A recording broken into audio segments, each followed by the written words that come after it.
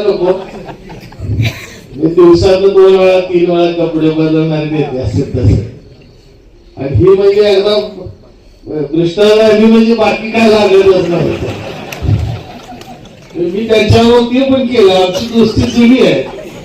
प्रशांत भाई आत्ता झाली आहे, पण विजयाला अगदी कट्टर विरोधक असल्यापासून म्हणजे अण्णा काका असू बाळासाहेब असू माझे संबंध सगळ्याबरोबर चांगले होते वैयक्तिक, कारण मोठ्या मालकाचे संबंध चांगले होते. त्यामुळे बूथ कमिटीची मिटिंग आहे फार बोलत नाही.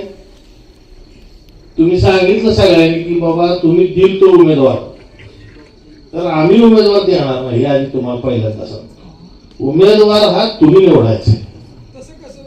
उमेदवार घाणा कसा होतो,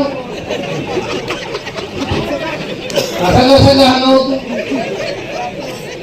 निवडायचं तुम्ही. आम्ही आजपर्यंत काशेगावात आम्ही उमेदवार लादला. ही पहिली वेळ आहे की कुणालाही विचारायची गरज नाही काशेगावात. आता दरवेळेला आमच्यावर दबाव असायचा की मी म्हणाल तेच उमेदवार दिला पाहिजे.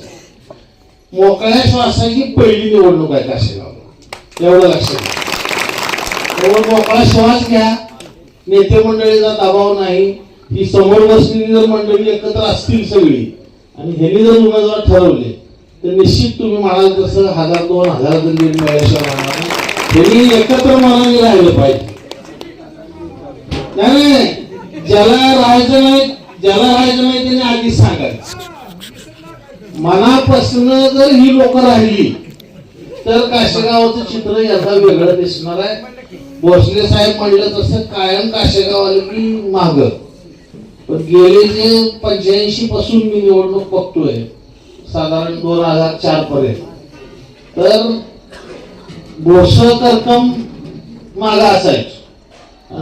आमची कार्यकर्ती म्हणाली अजून काशेगाव यायचं आहे का, तर पंढरपूर काशेगाव लीड घेऊन खरेदीकडे जायचं असं.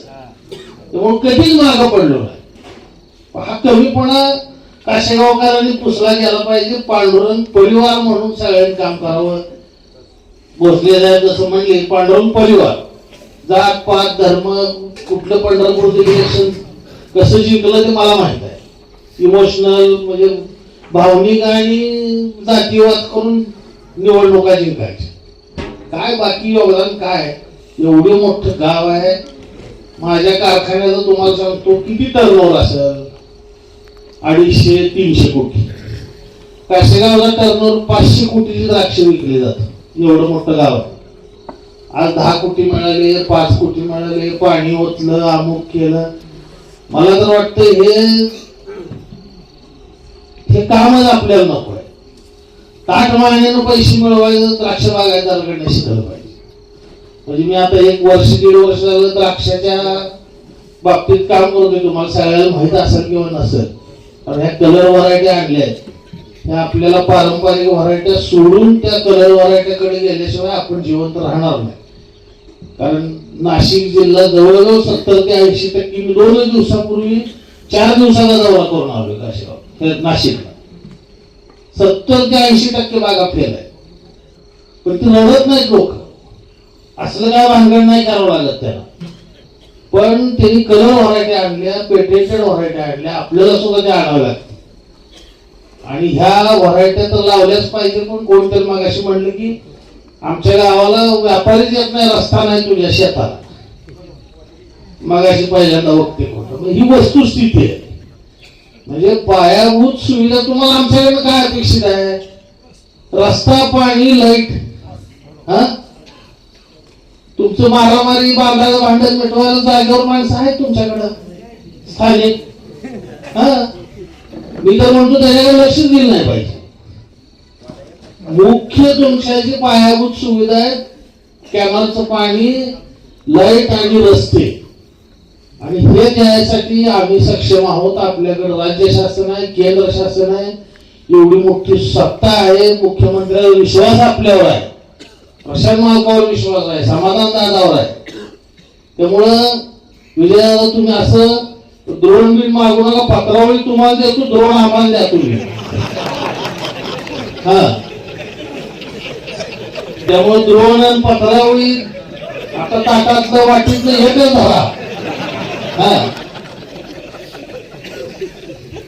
खरंच दादा लय गमवणार माझ्यावर अनुभव कुणाला तसा प्रशांत असा आला माणूस आहे त्याच्या पुढे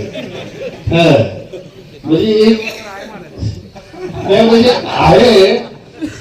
पण असं मला काय म्हणायचं हितनं सुरुवात नको. आता तुम्ही या निमित्ताने एकत्र बसलाय, इथून पुढच्या प्रत्येक मिटिंगला सभेला ही माणसं सगळी कार्यकर्ते नसले चालतील. एखाद्या छोट्याशा मिटिंगला तुम्ही एकत्र पाहिजे. हा आला नाही, त्याला आला नाही, मला बोलवलं नाही, त्यांनी बोलवलं नाही, कुणी बोलवलं तर सगळ्यांनी जावं. त्यामुळे ही नेते मंडळी व्यासपीठावर तुम्ही सगळे यांच्याकडे बघा. माझ्यापेक्षा तुम्ही त्याला जबाब विचार त्या दिवशी कशासाठी आलता बूथ मिटिंगला, तुला करायला नव्हतं तर असा जबाब कार्यकर्त्यांनी विचारला पाहिजे. आणि या बूथ कमिटीमध्ये ही सगळी मंडळी बसलेली आहे भया, त्यांची सगळ्याची मेळ घाला. त्या 10 ते 20 कार्यकर्ते त्या एका बूथला झाले पाहिजे.